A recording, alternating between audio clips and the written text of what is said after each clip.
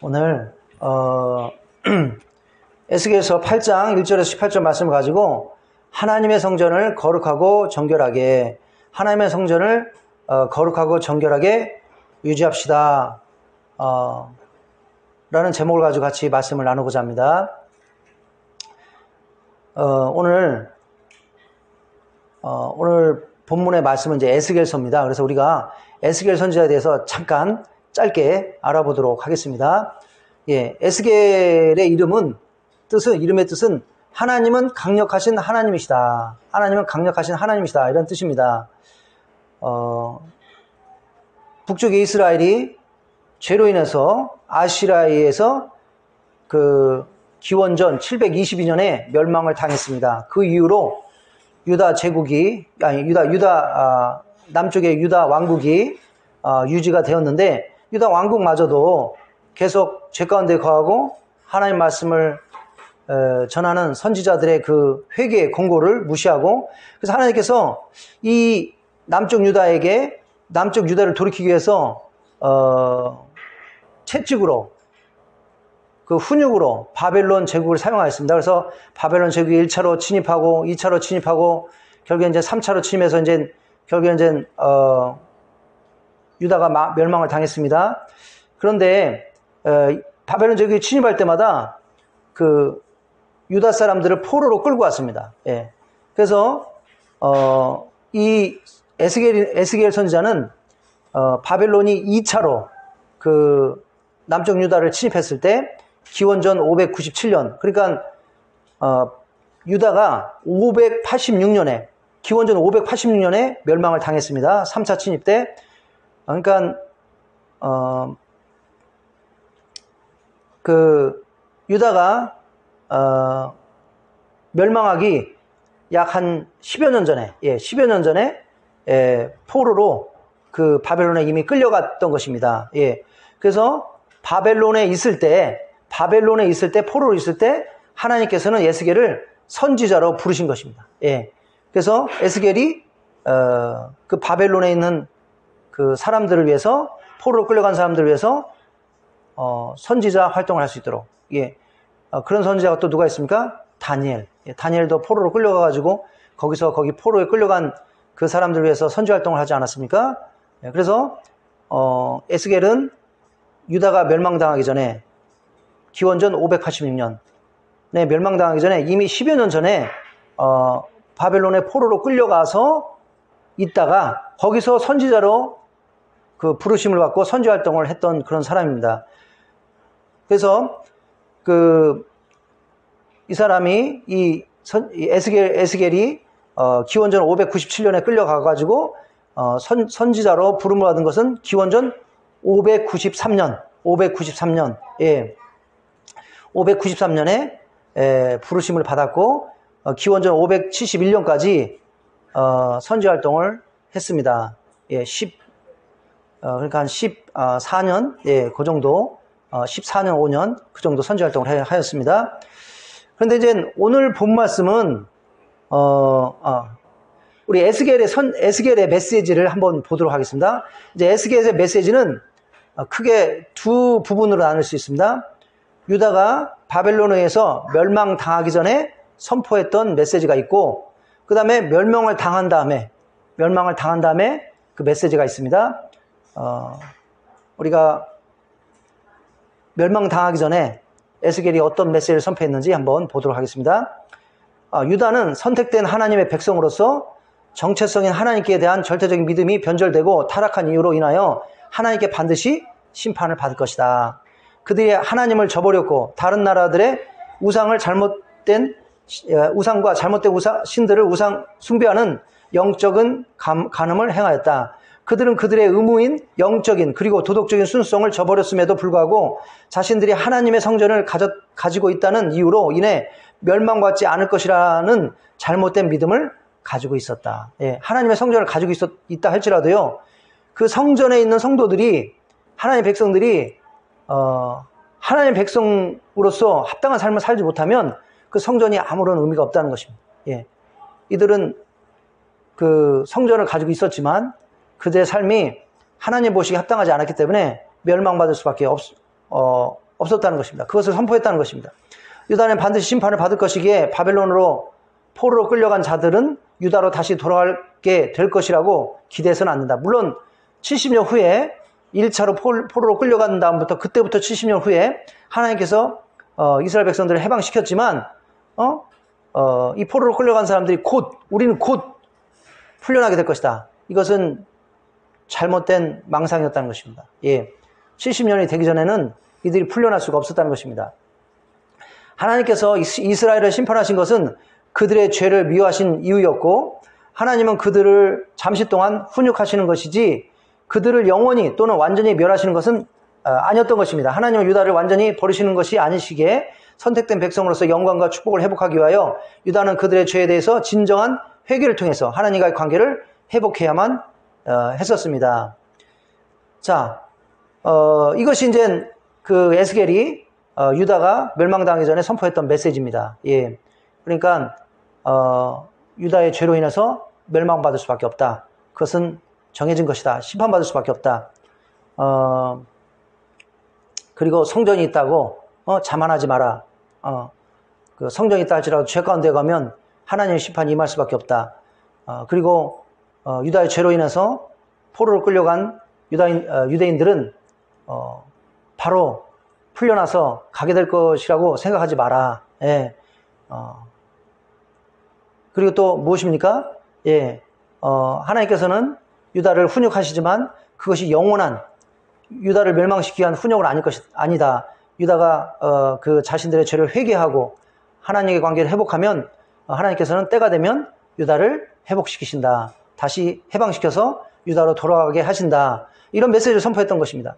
그러면 이제 멸망당한 다음에 586년에 이제 바벨론의 이제 3차 침입으로 해서 이제 유다가 완전히 망했습니다. 예루살렘 성전도 완전히 파괴되고 많은 사람들이 죽고 그 살아나는 사람도 이제 그 바벨론으로 끌려갔습니다. 그 이후에 선포된 메시지가 뭡니까?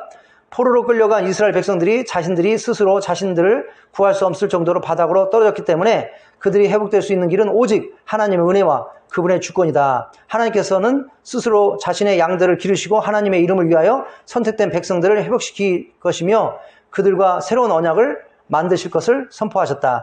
각각 이스라엘 사람들은 그들 자신의 진정한 회개를 통하여 자신들의 순수성을 회복할 때만 하나님의 축복에 완전히 참여할 수 있다. 하나님은 자신의 무조건적인 은혜의 회복을 베푸실 것을 약속하셨지만 동시에 하나님께 대한 선택된 백성들의 회개와 간구가 필요함을 여러 번 지적하신다. 하나님께서는 에스겔에게 종말론적인 영원한 하나님의 왕국의 위대한 비전을 보여주시고 영원한 종말론적인 왕국의 핵심은 새로운 하나님의 성전에서 새로운 예배가 하나님께 드려지는 장소로 묘사되어진다는 것이다. 따라서 선택된 백성들에 대한 모든 종말론적인 축복은 그들이 새로운 성전에서 새로운 예배를 통하여 하나님과 올바른 관계를 가질 때만 가능할 수 있다는 것을 가능할 수 있다는 것이 강조된다. 예, 그래서 또 이런 메시지들을 그 에스겔이 선포했다는 것입니다. 자, 오늘 본문 말씀이 나오는 에스겔서 8장에 있는 말씀. 8장에 있는 말씀은 에스겔이 그리고 이제 사람들이 하나님의 구원에 축복에 참여하는 것은 비록 희망과 스스로 구원하는 방법을 꿈꿀 수 없는 절망의 나락에 떨어진 죄인들에게 하나님께서 구원의 길을 제공하시지만 오직 사람들이 자신들의 순결을 진정한 믿음을 가지고 진정한 회개를 통하여 회복할 때만 가능하다는 것이 이 세상 처음부터 끝까지 계속되는 근본적인 진리며 구원 역사의 기본 패턴이다. 물론 우리가 구원받는 것은 바로 하나님의 전적인 은혜라는 것입니다. 우리의 죄를 우리 스스로 해결할 수 없기 때문에 그래서 하나님께서 예수님을 희생시키시고 구원의 길을 열어놓으셨기 때문에 그 은혜로 우리가 구원을 받는다는 것입니다. 그러나 우리가 할 일이 있다는 것입니다. 우리에게 할 일이 있다는 것입니다. 그건 뭡니까? 하나님께서 우리를 은혜를 베푸시니까 우리는 구원받아. 이걸로 끝나는 게 아니라 우리도 우리 죄에서 철저하게 회개하고 또 그 회개를 통해서 하나님 기뻐하시는 거룩한 삶, 이걸 살려는 우리의 의지, 또 그런 삶을 살고자 하는 강구, 이런 것들이 필요한 줄로 믿습니다. 예. 그러면 이제 오늘 본문 에스겔서 8장에 나오는 말씀은 어떤 내용입니까? 예. 바로 아까도 말씀드렸다시피 에스겔 선지자는 그 유다 왕국이 기원전 586년에 망하기 전에, 완전히 망하기 전에 한 11년 전에 이미 포로로 끌려간 겁니다. 바벨론으로. 그래서 바벨론에 있던 사람입니다. 바벨론에 있던 사람. 근데 기원전 592년. 그러니까 그 에스겔이 포로로 끌려간 때가 언제입니까? 바로 597년. 기원전 597년이니까 한 5, 6년 후에, 예, 기원전 592년에 그 에스겔이 바벨론에 있을 때, 바벨론에 포로로 있을 때 하나님의 권능으로 바벨론에 있는 에스겔을 들여다가 어디로 데려갑니까? 어디로 데려가냐면 유다로 데려가는 겁니다. 유다의 예루살렘으로 데려가는 겁니다. 유다의 예루살렘에 데려가서 예루살렘 성전이 이제 592년이니까 유다가 멸망당하기 전에 한 6년 전의 모습인 것입니다. 예, 586년에 유다가 멸망을 당했으니까 유다가 멸망당하기 전 한 6년 전에 그 예루살렘의 성전의 모습이 어떤지를 하나님께서 누구에게 보여주시는 겁니까? 에스겔에게 보여주는 겁니다. 에스겔. 그러니까 유다가 멸망당하기 전에 하나님의 성전, 예루살렘 성전, 제일성전, 솔로몬의 성전의 영적인 상태는 어떠했는가? 그거를 보여주는 것이 바로 오늘 본문 말씀이라는 것입니다. 그리고 오늘 본 말씀을 보면 왜 유다가 결국에는 바벨론에 의해서 멸망을 당할 수밖에 없는가? 그 이유를 알 수 있는 것입니다. 예.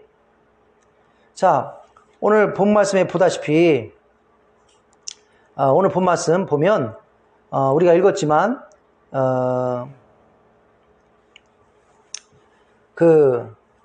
이제 하나님께서 그 에스겔을 데려다가 유다의 예루살렘의 솔로몬 성전, 제일성전, 하나님의 성전을 한 성전의 그 모습을 보여주는 겁니다.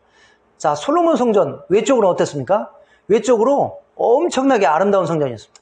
그리고 아주 정말로 훌륭한 성전이었습니다. 아주 정말로 너무 멋있는 성전이었습니다. 외적으로는 정말로 그 화려한 성전이었습니다. 예, 솔로몬 때 유다가 굉장히 부유하고 아주 강대국이었고, 그래서 그러한 능력을 이용해서 성전을 아주 멋있게, 아주 아름답게 잘 졌다는 것입니다. 그러나 그 하나님의 성전, 외적으로는 아주 아름답고 대단한 성전이었지만 내적으로는 그 모습은 어땠습니까? 예, 그가 내게 이르시되 인자야, 이제 너는 눈을 들어 북쪽을 바라보라 하시기로, 내가 눈을 들어 북쪽을 바라보니 제단문 어귀 북쪽에 질투의 우상이 있더라. 성전에 우상이 있었다는 것입니다. 성전은 하나님만 섬기는 그러한 곳이라는 것입니다. 그런데 거기 우상이 있었습니다. 그가 또 내게 이르시되 인자 이스라엘 족속이 행하는 일을 보느냐? 그들이 여기에서 크게 가증한 일을 행하여 나로 내 성소를 멀리 떠나게 하느니라. 너는 다시 다른 큰 가증한 일을 보리라 하시더라. 그가 나를 이끌고 뜰문에 이르기를 내가 본즉 담에 구멍이 있더라. 그가 내게 이르시되 인자야 너는 이 담을 헐라 하시기로 내가 그 담을 허니 한 문이 있더라. 또 내게 이르시되 들어가서 그들이 거기서 행하는 가증하고 악한 일들을 보라 하시기로 내가 들어가 보니 각양 곤충과 가증한 짐승과 이스라엘 족속의 우상을 그 사방벽에 그렸고, 성전 벽에요, 그 우리가 모세 율법서에 보면 정결한 동물들이 있고 불결한 동물들이 있습니다. 예, 그 불결한 동물들의 그림들이 막 있다는 것입니다. 예, 뭐 돼지라든지 뭐 곤충, 뭐 파충류, 예, 그리고 우상들의 또 그림들이 있고 힌두교 신, 뭐 이슬람교 신, 그다음에 뭐 붓다, 불교 신, 이런 우상들의 신들의 그런 모습들이 또 그려져 있다는 것입니다. 하나님의 성전에.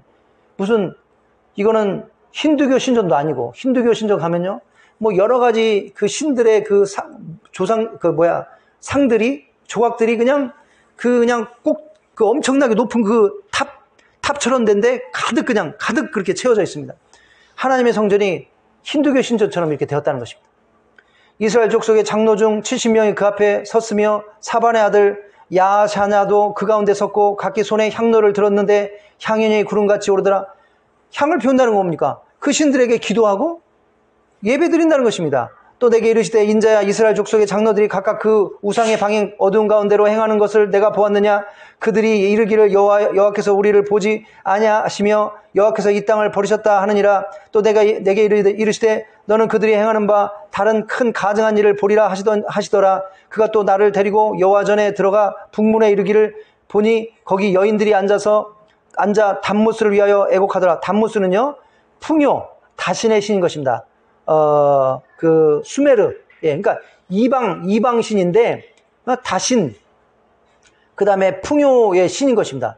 이 이방신을 또 거기서 섬기면서 막 이 신을 기쁘게 하기 위해서 노래를 부르고 막 이러고 있었다는 것입니다. 그가 또 내게 이르기를 인자야 내가 그것을 보았냐. 너는 또 이보다 더 가증한 일을 보리라 하시더라.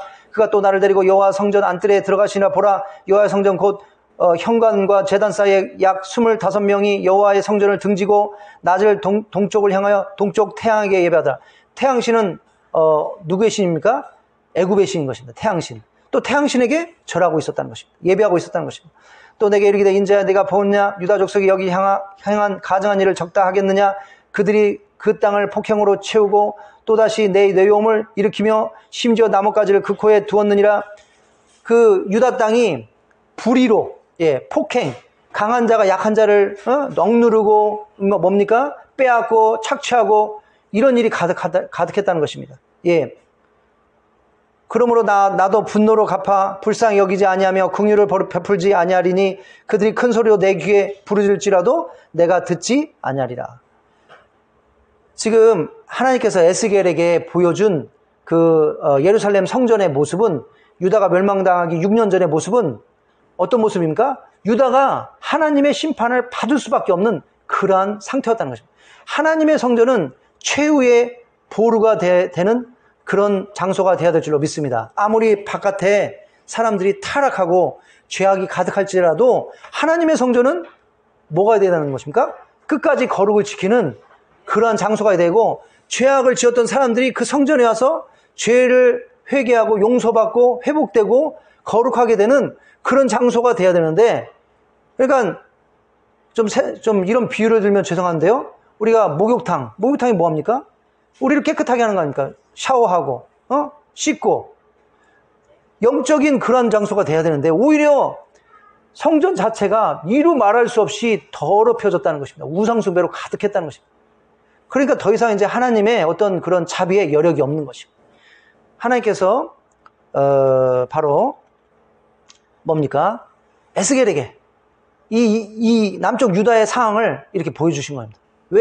그래서 보여주시면서 왜 유다가 심판받을 수밖에 없는가? 그 이유를 어떻게 보면은, 예, 알려주시는 것입니다. 그 후로부터 6년 후에 어떻게 했습니까? 이 화려한, 겉으로는 화려한 이 솔로몬의 성전이 아주 그냥 초토화된 겁니다. 다 파괴가 된 겁니다. 왜? 성전으로서의 의미가 없는 겁니다. 하나님은 그 성전이 얼마나 크냐, 얼마나 좋은 재료로 만들어졌느냐, 얼마나 화려하느냐, 얼마나 크냐, 그거 하나 중요한 게 아니라는 것입니다. 그 성전이 성전의 역할을 제대로 하고 있는가? 정말 하나님을 제대로 예배하고 있는가? 성전에 오고 있는 성도들이 신령과 진정으로 예배하고 있는가? 성전에 와서 정말로 죄를 회개하고 하나님 말씀대로 올바르게 살려고 하는가? 그거를 보신다는 것입니다. 예, 우리가 1세기 때 핍박받던 성도들 어디서 예배드렸습니까? 카타콤, 지하 동굴에서 예배를 드렸습니다. 지하 동굴, 그 깜깜한데 전기도 없고 물도 없고 그 깜깜한 축축하고 그곳에 예배드렸지만, 그들의 예배는 어떤 예배였다는 것입니까? 목숨을 걸고 드리는 예배였다는 것입니다. 목숨을 걸고 하나님께 진정으로 하나님을 찾는, 죽기를 각오하고 드리는 예배였다는 것입니다. 그런 예배를 하나님께서 기뻐하신 줄 믿습니다. 소아시아에 7교회가 있었는데, 우리가 그 계시록에 보면 7교회 나오지 않습니까? 필라델피아 교회, 너의 능력이 작지만, 그러니까 조그만 교회였다는 것입니다. 성도도 많지 않았다는 것입니다. 엄청난 핍박 가운데 있었던 교회였다는 것입니다. 어려운 교회였다는 것입니다. 그러나 끝까지 믿음을 지키고 하나님 말씀에 어려운 가운데 순종하였기 때문에 그 환난의 때 지켜주신다고 약속을 하셨다는 것입니다. 칭찬만 받았던 교회였다는 것입니다. 자, 우리가 오늘 성전에 대해서 한번 생각해 보겠습니다. 우리가 이 말씀은 전에 한번 나눴습니다. 하지만 우리가 또 이제 성전을 이전을 앞두고 한번 우리가 앞으로 이전하게 될 성전, 어떤 성전으로 우리가 만들어야 되는가, 예, 한번 이 말씀을 통해서 기억해 볼 필요가 있는 줄 믿습니다.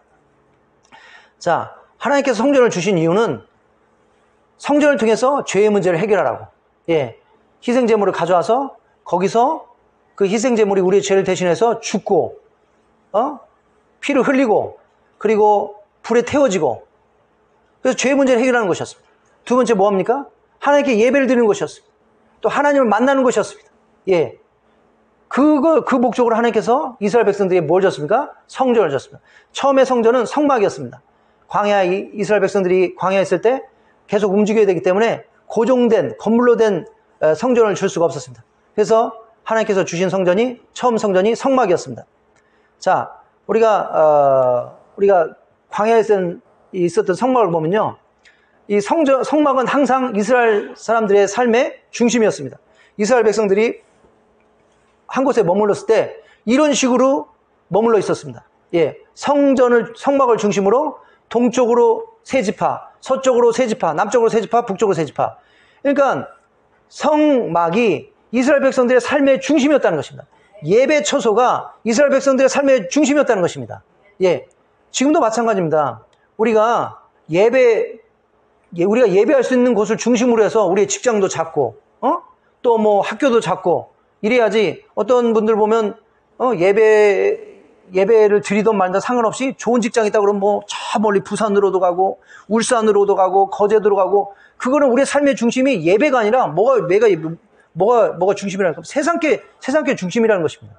네. 물론 거기 가서도 적절한 교회를 찾아가고 예배를 잘 드리면 모르는데, 거기 가면 예배 안 드린다는 겁니다. 네? 그래가지고 왜 이렇게 예배 안 오냐 그러면, 저 멀리 있어요. 그럼 거기 가서 예배 드리면, 말도 안 합니다. 그냥 머뭇머뭇거리고.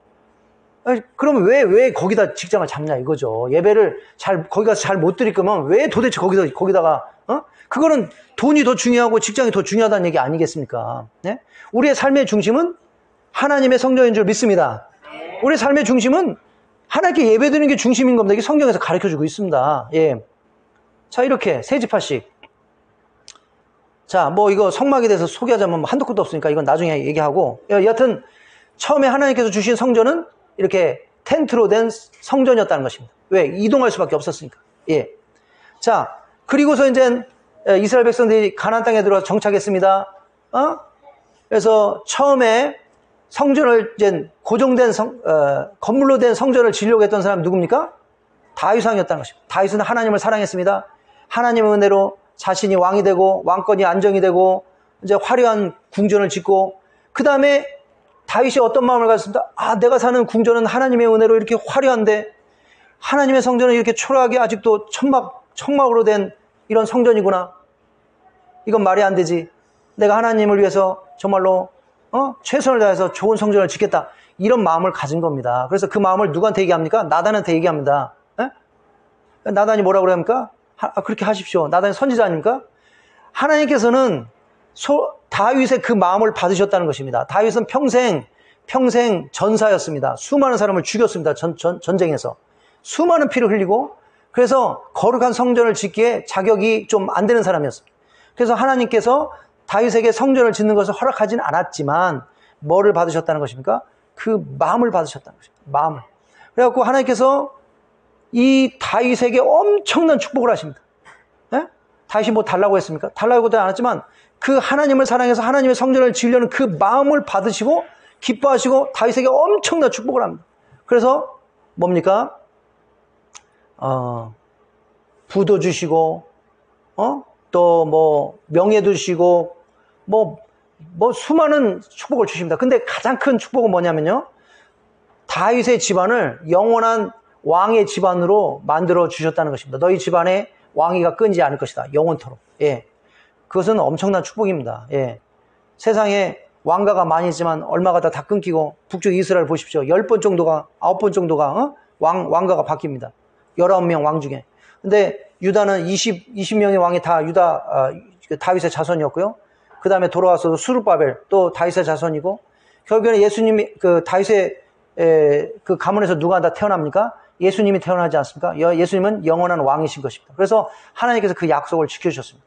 그래서 다윗의 가문을 고귀한 가문으로 이렇게 만들어 주셨다는 것입니다. 예. 그래서 그 이유는 다윗이 하나님을 사랑했기 때문인 것입니다. 하나님을 존중했기 때문입니다. 그래서 하나님을 사랑하기 때문에 그렇기 때문에 또 성전도 지으려고 했다는 것입니다. 예. 그래서 저희가 이번에 성전 이전하는 것은 누구 한 사람의 일이 아니라는 것입니다. 이것은 우리 모두의 일인 것입니다. 우리가 하나님을 사랑한다면 목사님이 알아서 하겠지, 뭐 누가 뭐 알아서 하겠지, 이렇게 하면 안 되고, 이거는 우리가 다 물론 우리가 여력이 되시는 분도 있고 안 되시는 분도 있습니다. 꼭 이 성전을 위해서 기부를 크게, 그건 아닙니다. 그건 우리가 여력에 따라서, 우리 형편에 따라서. 하지만 중요한 것은 뭐냐면, 우리가 하나님의 성전을 우리가 준비함에 있어서 우리가 다 한 마음이 돼야 되고, 또 한 뜻이 되고, 내일처럼 여겨야 된다는 것입니다. 그리고 우리가 이것을 위해서 같이 기도하고, 우리가 같이 최선을 다해야 될 줄 믿습니다. 우리가 성경을 보면, 비록 작은 일이 아니지만, 이것은 어떻게 보면 우리가 은혜를 받고 축복을 받을 수 있는 또한 기회인 줄로 믿습니다. 다윗이 이 엄청난 은혜를 받았다는 것은 하나님을 사랑하고, 그리고 무엇입니까? 하나님을 사랑하기 때문에 성전을 지으려고 했었고, 그 마음을 하나님께서 받으셨다는 것입니다. 그래서 그 집안을, 다윗뿐이 아니라 그 집안을 고귀한 집안으로, 영원한 왕의 집안으로 삼아 주셨다는 것입니다. 예. 그래서 하나님께서 그 마음을 받으시고, 이제 다윗은 짓지 못했지만 누가 지었습니까? 그 아들이 지었습니다. 솔로몬이. 그래서 다윗과 솔로몬 때는 이스라엘 역사상 가장 강력한 나라가 가장 강력한 때였습니다. 그래서 감히 그 어떤 나라도 이 유다를 건들 수가 없었습니다. 그래서 여력이 됐기 때문에 솔로몬이 하나님의 성전을 엄청나게 아름답게 지었습니다. 예. 그림 보시다시피 정말로 솔로몬 성전은 아주 아름다운 대단한 성전이었습니다.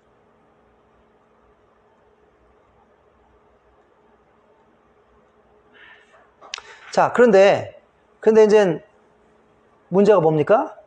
오늘 본문에 보다시피 이 솔로몬의 성전, 1성전이 이렇게 외적으로는 너무 아름다운데 이 유다 백성들이 타락하다 보니까, 제사장까지 다 타락하다 보니까 이 성전이 성전으로서 거룩한, 하나님만 예배하고, 또 사람들이 여기 와서 성전을 하나님께서 왜 주신 겁니까? 밖에 가서 타락한 죄를 짓고, 물론 성전에서만 회개하고 밖에 가서 죄악된 삶을 살아가는 게 아니라, 우리가 성전에 와서 죄를 회개하고 진정으로 회개하고 삶이 그 회개를 통해서 변화되어서 밖에서 거룩한 삶을 살라고 하나님께서 이 성전을 주신 거 아니겠습니까? 네. 우리의 죄를 해결하고 변화받으라고 이 성전을 주신 것이 아닙니까? 그런데 이 성전이 더럽혀지면 도대체 백성들이 어디서 죄의 문제를 해결하고 어떻게 변화된 삶을 살 수가 있겠냐 이거죠. 이 최후의 보루인, 영적인 최후의 보루인 이 솔로몬의 성전마저도 오늘 본 말씀처럼 유다가 멸망당이 6년 전에 그 모습은, 이거는 하나님의 성전이 아니라 완전히 힌두교 성전, 예?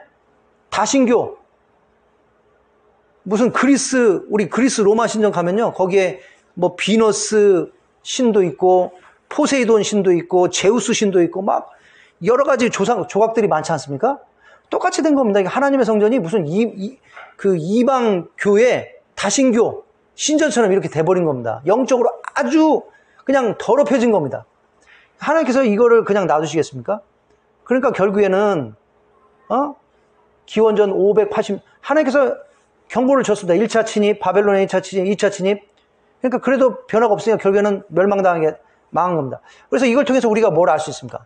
물론 사회가 타락했다, 정치가 타락했다, 그것도 맞는 말이지만요, 이 나라가 망하는 거 왜 망하는 거냐면, 교회가 타락하면 나라가 망하는 겁니다. 교회가 타락하면 그거는 이제 끝이 있는 겁니다. 하나님의 은혜가 더 이상 있을 수가 없는 겁니다. 세상은 타락할 수밖에 없습니다.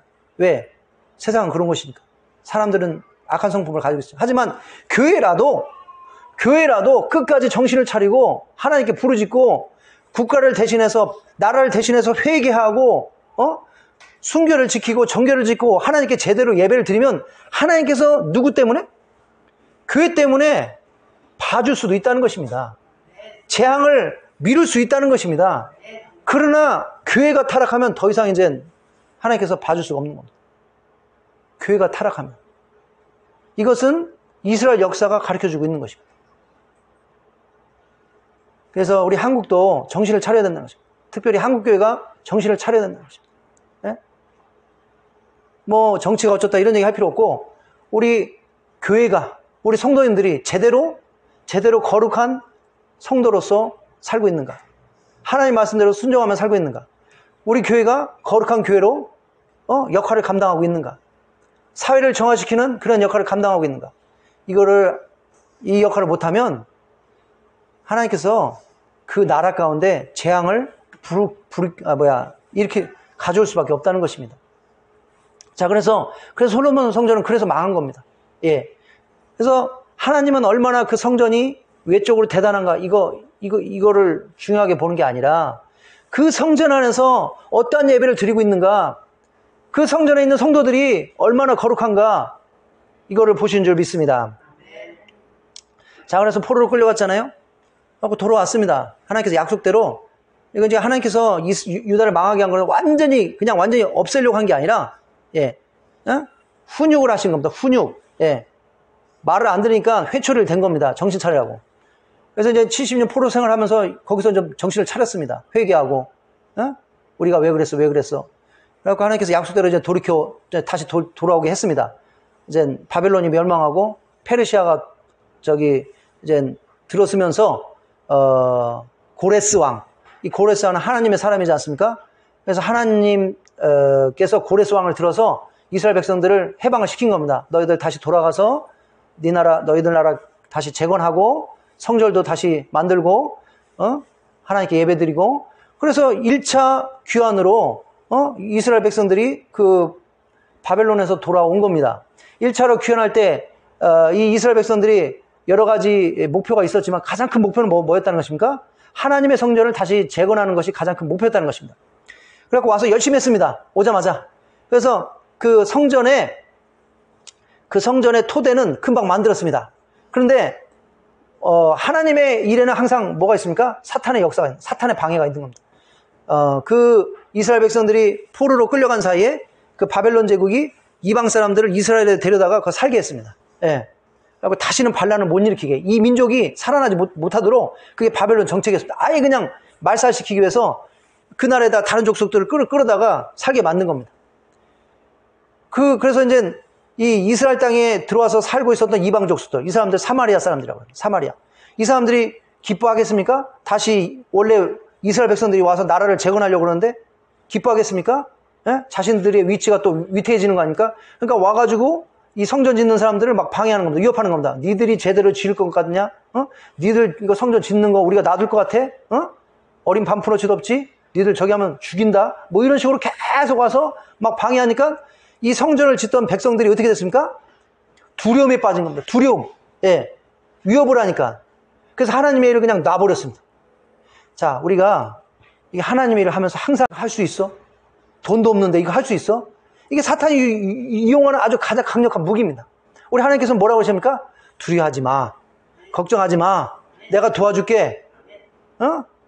너희와 함께하는 내가, 너희가 직면하는 문제보다 훨씬 크지 않느냐? 우리 하나님께서 항상 이렇게 말씀하신 줄 믿습니다. 예. 그래서 우리가 두려움만 극복하면, 믿음으로 두려움만 극복하면 하나님의 일을 계속 할 수 있는데, 느헤미야는 극복하지 않았습니까? 기도로 극복했잖아요. 기도로.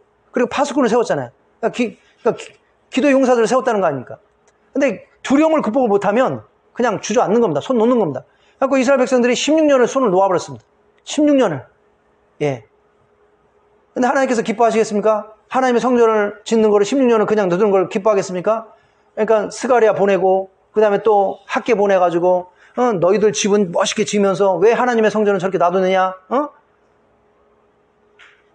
너희들 지금 그 삶을 한번 바라봐라. 뭐 제대로 되는 일이 있는가? 그의 나라와 그의 일을 먼저 추구해야지.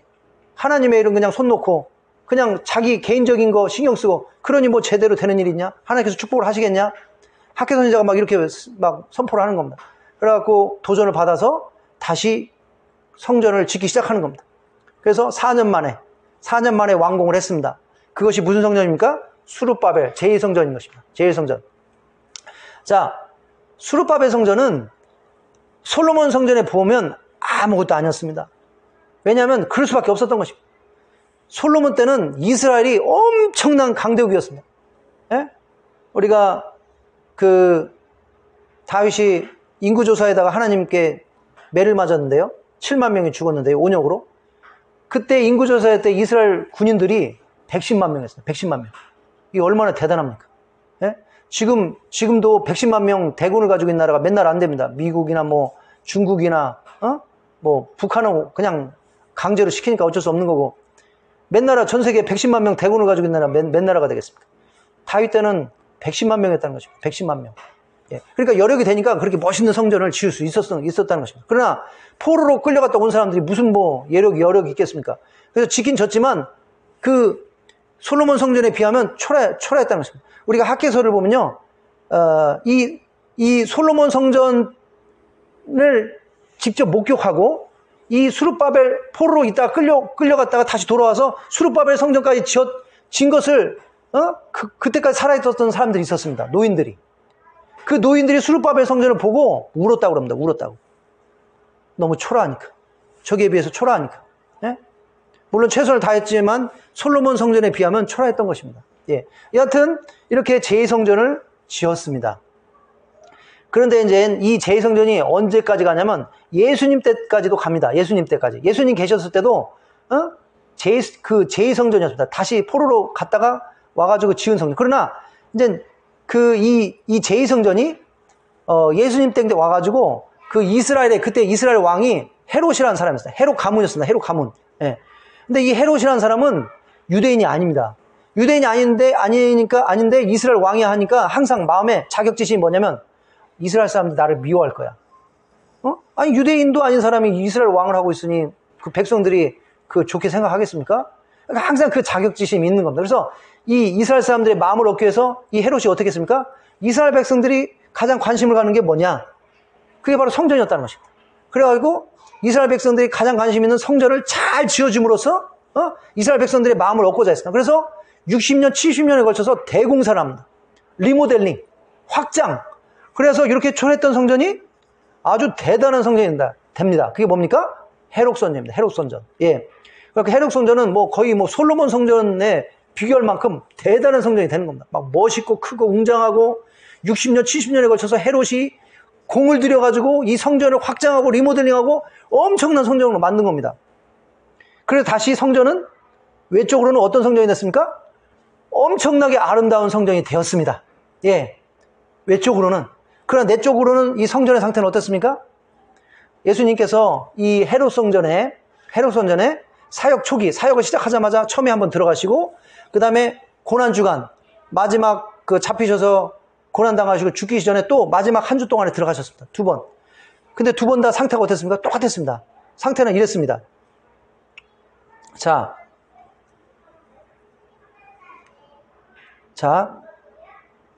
유대인의 유월절이 가까운지라 예수께서 예루살렘으로 올라가셨더니 성전 안에서 소와 양과 비둘기 파는 사람들과 돈 바꾸는 사람들이 앉아 있는 것을 보시고 노끈으로 채찍을 만드사 양이나 소를 다 성전에 내쫓으시고 돈 바꾸는 사람들의 돈을 쏟으시며 상을 엎으시고 비둘기 파는 사람들에게 이르시되 이것을 여기서 가져가라. 내 아버지의 집으로 장사하는 집을 만들지 말라 하시니. 예. 자, 그래서 겉으로는 웅장하고 멋있는 성전이지만 안에는 뭐가 됐습니까? 완전히 시장이다. 시장. 예? 쇼핑몰이 된 겁니다. 쇼핑몰. 예. 사람들이 그 성전에서 관심이 제사장부터 마찬가지입니다. 제사장들이 원래는 그 사람들 거기 들어오게 해서는 안 되는 겁니다. 막아야 되는 겁니다. 그런데 제사장들한테 돈 주니까, 뇌물 주니까 허락을 한 겁니다. 그래서 장사꾼들이 안에 들어서, 그러니까 이제 이게 왜 그렇게 된 거냐면요, 이 성전에는 재물을 가져와야 됩니다. 동물을 가져와서 희생제물로 바쳐야 되지 않습니까? 근데 멀리서 오는 사람들은 멀리서부터 그냥 소 끌고 오고 양 끌고 얼마나 힘들겠습니까? 그러니까 그냥 돈만 가지고 와서 예루살렘이나 이런 데서 사가지고 들어가겠죠. 근데 이제 그래서 그러다 보니까 이 성전 주위에는 항상 이런 희생제물 파는 사람들이 많았겠죠. 근데 이제 성전 밖에서 팔다가 이제 점점 더 뭡니까? 로얄 자리. 그러니까 아주 그냥 팔기 좋고, 이윤이 많은, 뭐, 평택역 상권처럼 이런 걸 얻기 위해서 자꾸 성전에 더 가까이 안에 성전 뜰까지 들어온 겁니다. 그래서, 그 상인들이 제사장들한테 큰 돈을 주고, 로얄석, 장사하기 아주 좋은 자리. 그러다 보니까 성전까지 이렇게 들어오게 된 겁니다. 제사장들은 그게 유인이 되니까 눈 감아 주는 겁니다. 그러니까 완전히 그 성전 뜰에 그냥 뭡니까? 이거는 희생제물 사고 파는 소리, 짐승 소리, 뭐 돈 바꾸는 소리, 완전히 시장터가 된 겁니다. 하나님의 성전이 거룩한 곳, 엄숙한 곳, 정말 사람들이 이런 세상 속세의 것을 잊고 하나님께 집중하는 이런 곳이 되어야 되는데, 이건 엉망진창. 예수님께서 얼마나 부드럽고 온화하신 분입니까? 근데 이분이 이걸 보시고 아주 대노하셨습니다. 예? 아주 분노하시고, 이 인간들아, 우리 아버지의 집은 온 나라 사람들이 기도하는 집인데 너희는 도적의 소굴로 만드냐? 갖고 채찍을 만들어갖고 그냥 쫓아내고, 그 얌전하신 분이, 그 부드러운 분이 이랬다는 겁니다. 그게 사역 초기에 일어난 일입니다. 그런데 3년 후에 가보니까 뭡니까? 똑같다는 거. 그러니까 전혀 변화가 없다는 거. 전혀. 예수님이 정화를 하셨지만 전혀 변화가 없다는 거. 그러니 이 성전도 하나님 보시기에 아무런 의미가 없다는 거다. 완전히 제사장부터 시작해가지고, 그래서 세상이 다 타락해도 최후의 보루는 성전, 세상이 다 타락해도 최후의 보루는 누구라는 겁니까? 성도들과 성도님들과 특별히 뭡니까? 사역자들. 목숨을 걸고 지켜야 되지 않습니까? 그 신앙을, 그 거룩함을. 근데 사역자들이 타락하고 성도들 타락하면 끝나는 겁니다. 끝나는 거. 하나님 보시기에는 아무런 의미가 없는 겁니다. 심판받을 수밖에 없다는 것입니다. 다 그냥 쓸어버릴 수밖에 없다는 것입니다. 노아의 때처럼. 예. 그래서 교회는 이 성전도 뭐 오래 가겠습니까? 예. 그래가지고 AD 70년 예수님이 돌아가시고 한 40년 있다가 뭐 계속 이렇게 됐겠죠. 더 심해졌겠죠. 뭐 예수님도 돌아가시고 그러는데. 그러니까 하나님께서 결국에는 그때 이제 이 유대에서 이스라엘에서 이 로마 제국에 대해서 막 반역하는, 독립을 꾀하고자 하는 이런 막 그런 분위기, 이런 일종의 뭐 독립운동 같은 게 일어난 겁니다. 그러니까 로마 입장에서는 이게 그냥 놔두면 안 되는 겁니다. 그래서 진압군을 보냈습니다. 30만 명인가? 잘 모르겠습니다. 한 몇십만 명을 보낸 겁니다. 디도 장군. 그래가지고 대치를 하다가 꽤 오래 대치를 했습니다. 그러다 결국에는 이제 뭐 무너질 수밖에 없는 거예요. 예루살렘 성이.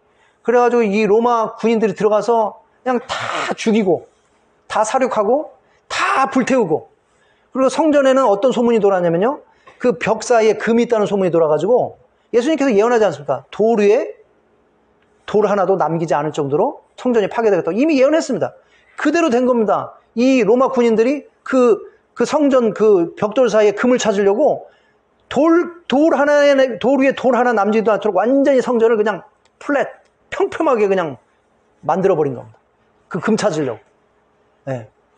그러니까 완전 초토화가 되버린 거예요. 초토화. 이런 성전 필요 없다는 겁니다. 하나님께서는. 네, 그리고 그냥 그때부터 2000년 동안 이스라엘이라는 나라가 없어져 버렸어요. 다 뿔뿔이 흩어지고, 네? 결국엔 1940 몇 년인가 다시 돌아와서 나라 세울 때까지 나라가 없어져 버립니다. 성전이 타락하면 나라가 망한다는 것입니다. 성전은 최후의 보루인 줄로 믿습니다. 이스라엘 역사가 가르쳐주고 있다는 것입니다. 한국이 죽느냐 사느냐는 교회에 달려있는 줄 믿습니다. 예. 교회가 살아야 나라가 산다. 맞는 말입니다. 맞는 말. 그건 이스라엘 역사가 가르쳐주는 겁니다. 교회가 타락하면 나라는 그냥 망해버리는 겁니다. 예. 자, 그래서 이제 제2성전까지 완전 파괴가 됐고요. 지금 이스라엘에 성전 없습니다. 예. 이스라엘 백성들은 나라를 건국한 소망이 뭐냐면 이제 제3성전입니다. 제3성전. 그래서 우리가 예수님의 마태복음 24장 예언에 보면요. 말세 예언을 보면 제3성전이 세워지는 집니다. 다니엘서도 보면 나옵니다. 제3성전은 세워질 겁니다. 제3성전이 세워지면 말세가 왔다고 생각하시면 됩니다. 예. 근데 제3성전 세워놓고 거기다가 적그리스도가 거기다 자기 우상을 세우고, 그러니까 제사성전은 아무런 의미가 없습니다. 어차피 적그리스도의 우상이 세워질 우상숭배의 장소가 된다고 보시면 됩니다. 그리고 이제는 성도들에게 성전이 필요 없는 겁니다. 이런 제물을 드릴 성전이 필요가 없는 겁니다. 왜? 예수님이 우리를 위해 성전이 되셨습니다. 예수님께서 마태복음 24장에서 이렇게 예언하셨습니다. 예수께서 대답하여 이르시되 너희가 이 성전을 헐라 내가 사흘 동안 일으키리라. 유대인들이 이르되 이 성전은 46년 동안 지었거늘 네가 3일 동안 일으키겠느냐 하더라. 그러나 예수는 성전된 자기 육체를 가리켜 말씀하신 것이라. 그래서 예수님께서 헤롯 성전을 보고 이 성전을 헐라 내가 3일 만에 일으키리라. 이 유대인들은 예수님께서 헤롯 성전을 가리키는 줄 알았습니다. 아니 저 지금 성전을 확장 리모델링 하는데 벌써 40년 46년 이렇게 짓고 있는데 아직도 짓고 있는데 아직도 못 끝냈는데 무슨 뭐 3일 만에 저기에서 뭐 어쩌고 그 헤롯 성전을 가리킨 것이 아니라 예수님 몸을 가리킨 겁니다. 예수님의 성전이 진정한 성전이 되었다는 것입니다. 아까도 말씀드렸다시피 성전의 역할이 뭡니까? 사람들이 와서 희생제물을 드려서 죄를 해결하는 것이 바로 성전이었다는 것입니다. 예수님께서 직접 십자가에서 희생제물이 되시면서 우리 인간들의 죄의 문제를 다 해결해 놓으셨습니다. 그래서 성전의 역할을 다 이루신 겁니다. 예. 그래서 더 이상 이제 희생제물을 가져와서 죄를 회개하는 성전은 필요가 없는 겁니다. 예수님께서 그 성전이 되어주셨기 때문에 완벽한 그 성전이 되셨어요. 예. 그래서 이제는 우리는 희생제물 가지고 필요 없고 성전에 가져와서 희생제물을 가지고 필요 없고 예수님께서 우리를 위해서 한 번으로 영원한 희생제물을 드셨다는 걸 믿고 그 죄를 회개하면 우리의 죄가 용서되고 구원받을 줄로 믿습니다. 아멘. 예. 그래서 지금은 이제 성전 대신 교회가 있는 줄로 믿습니다. 예. 그리고 또 지금의 성전은 무엇이 성전입니까? 예수님께서 이렇게 말씀하셨습니다. 예. 너희는 너희가 하나님의 성전인 것과 하나님의 성령이 너희 안에 계시는 것을 알지 못하느냐? 누구든지 하나님의 성전을 더럽히면 하나님이 그 사람을 멸하시리라. 예. 하나님의 성전을 거룩하니 너희도 거룩하니라. 예수님께서 뭐라고 가르치셨습니까? 우리 몸이 하나님의 성전이라고 가르쳐 주셨습니다. 예. 왜냐하면 우리가 예수님 믿으면 그때부터 우리 안에 성령님이 거하시니까 우리 몸이 하나님의 성전이라고 그랬습니다. 예. 그래서 우리는 하나님의 성전으로서 우리의 몸을 거룩하게 유지해야 된다고 그랬습니다. 근데 우리 예수님께서 우리 하나님께서 제1성전 왜 파괴시켰습니까? 더럽혀졌으니까. 제2성전 왜 파괴시켰습니까? 더럽혀졌으니까. 우리 성전도 마찬가지입니다. 우리 성전도 우리의 몸을 죄악된 것으로, 담배로, 그 다음에 또 뭐 술로, 그 다음에 뭐 마약으로, 그 다음에 또 음란한 걸로, 또 뭐 죄로. 실제로 그렇지 않습니까? 담배 피고 술 먹고 결국에는 병 걸려서 죽지 않습니까? 예, 암 걸리고 막, 예? 간암 걸리고. 그 다음에 마약해서, 예? 그러니까 우리의 몸을 깨끗하게, 정결하게, 건강하게 성전에서 유지 못하면 결국에는 병 걸려서, 파괴되는 겁니다. 하나님께서 경고하고 계십니다. 누구든지 하나님의 성전을 더럽히면 하나님이 그 사람을 멸하시리라. 우리 몸은 우리 게 아닙니다. 우리 게 아니기 때문에 함부로 우리가 세상의 쾌락이나 죄악으로 쓰면 안 되고 우리는 어떻게 됩니까? 그런즉 너희 몸을 하나님께 영광을 드려. 너희 몸은 너희가 하나님께로 받은 바 너희 가운데 계신 성령의 저인 줄 알지 못하느냐? 너희는 너희 자신의 것이 아니라 값으로 산 것이 되었으니 그런즉 너희 몸으로 하나님께 영광을 돌리라. 우리의 몸은 하나님 것입니다.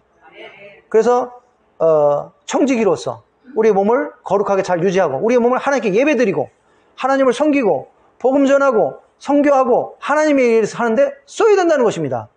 그렇지 않고 술 마시고 담배 피고 나쁜 것 해가지고 우리 몸을 더럽히면 하나님께서 솔로몬 성전 헤롯 성전 파괴하신 것처럼 파괴한다는 겁니다. 병 걸려서 또는 무슨 저기에서 죽습니다.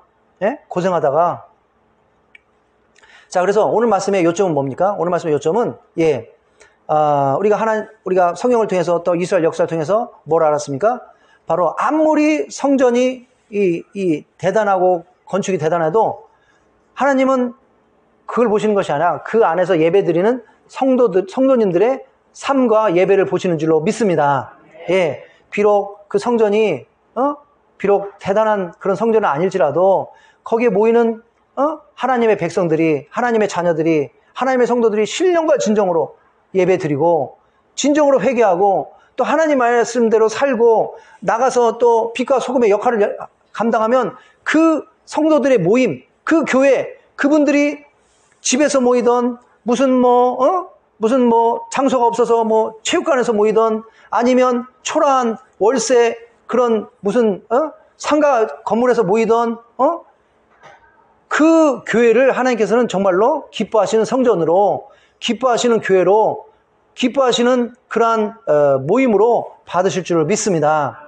예, 그래서 여하튼 저희가 하나님 은혜로 참 제가 봤을 땐 너무 은혜를 받은 것 같아요. 왜냐하면 비록 저희가 상가 건물로 가긴 하지만 얼마나 넓고 좋습니까? 그리고 또 그 주위 환경, 공원, 운동장, 주차장 하나님께서 다 주시는 겁니다.